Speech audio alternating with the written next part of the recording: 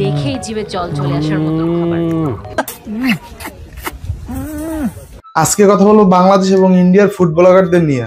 প্রথমে যারা যারা ভিডিওটা দেখছো সত্যি করে বলবা যে এটা মনে করছো যে পানো ভিডিও, কিন্তু না, এটা একটা ফুড ব্লগিং ভিডিও। আর আমি আজকে রিভিউ করব ফুড ব্লগিং।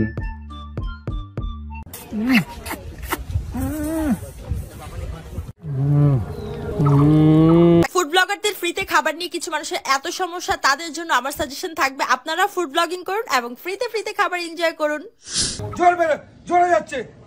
রাফসান দা ছোট ভাই লাল টমেটো ফকু খেয়ে তোদের জীবনটাও চলে গেল। ফকির লালের ঘুম নাই, মরার পরে শান্তি নাই, শ্রাদ্ধ বাড়ি যাইয়ে দেই, মানুষের কোনো বিবেক নেই। আজকে আমরা যাচ্ছি এমন একটা জায়গায়, শ্রাদ্ধ বাড়ি। পাবদা মাছের সাইজটা কি, শালারা কত বড় খারাপ। শ্রাদ্ধ বাড়ি যাইও পাবদা মাছের সাইজ মাপে, তোর সাইজ কত?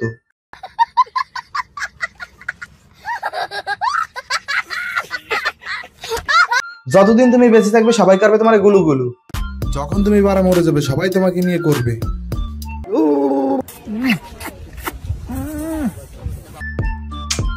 খুব এক্সপিরিয়েন্স তোমার তো। ফুটবল বাহানা মাত্র শোনা, তোমার তো চুষতে ভালো লাগে।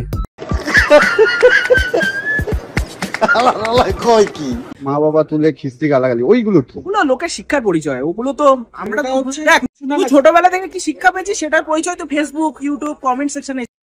আমাদের ফ্যামিলি দিয়ে তো কিছুই শিখায় নাই, তোদের ফ্যামিলি দিয়ে কি শিখাইছে? দেখতে পাচ্ছ কিন্তু মানে খুবই আনপ্রফেশনাল, ভীষণ। আরে বোধাই এটা কোন স্কেলে ফুড ব্লগিং ভিডিও? এক বছরে বাচ্চা যদি করতো তাইলে বুঝতে পারতাম যে হ্যাঁ এটা একটা ফুড ব্লগিং ভিডিও। আমার ফুডটা দেয় জায়গা ভাই, ফুড ব্লগিং একটা আর্ট, এটা সবাই পারে না, সবাই দিয়ে সব কাজ হয় না। দেখ কিভাবে ফুড ব্লগিং করতে হয়। মরিচের গুঁড়া এবং এইখানে হচ্ছে গু নিছি।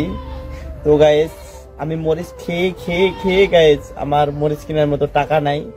অনেক মরিচ খেয়ে অনেক টাকা গেছে গাইস।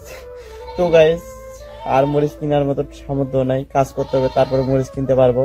তো গাইস এই যে গু নিছি আজকে আর মরিচ নিছি।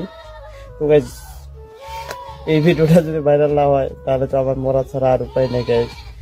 সবাই ভাইরাল করে দাও ভিডিওটা। এখন আমি গু খাচ্ছি, খুব গন্ধ করতেছে গাইস, গুটা খাচ্ছি, দেখো সবাই।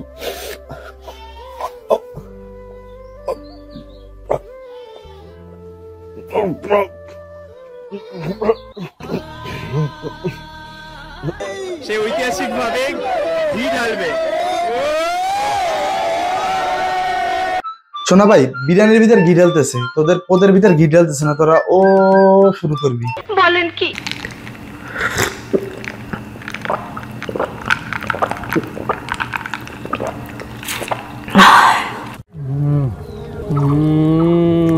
টাকা নাই তার লেগা ফ্রি, ফকির পাগল। যদি ফুড ব্লগিং করুন এবং ফ্রিতে খাবার এনজয় করুন। সামনে দিয়েও যদি আইটা যায় তা আমার দোকানের স্টাফরা ডাইকে খাওয়ায় ভাই। এত কাচ্চি ডাল আমরা একাই শেষ করে ফেললাম। এই একটা কাচ্চি ডাল আনতে আমাদের মতো 2 জন মানুষ লাগছে। সকাল সকাল বাসা থেকে বের হয়ে গেছি। আমরা একটা ভিডিওর মারফত দেখলাম তুমি নাকি নতুন করে বিরিয়ানি চালু করেছো এখানে। বিরিয়ানিটা কিরকম স্টাইলের বিরিয়ানি? কেন তুই ভাবছিলি কি ইন্ডিয়া ডগি স্টাইলের বিরিয়ানি পাওয়া যায় নন্দিনীদির হোটেলে? না, আমার কাছে মনে হয় ছেলেদের পাশাপাশি মেয়েদের এখানে আসা উচিত না, কারণ এখানে মাঝখানে দাঁড়াচ্ছেন, সাইডে যান।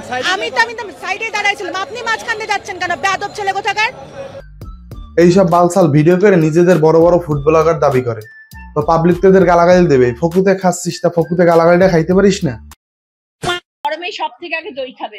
দই তাই ইন্ডিয়া বাংলাদেশ ভাই ভাই, আমার কাছে টক দইয়ের কোনো জুড়ি নাই। দইওয়ালা মিষ্টি দই। তুমি অন করে ডাকছো কেন চোদনা? দই কিনবে নাকি মা?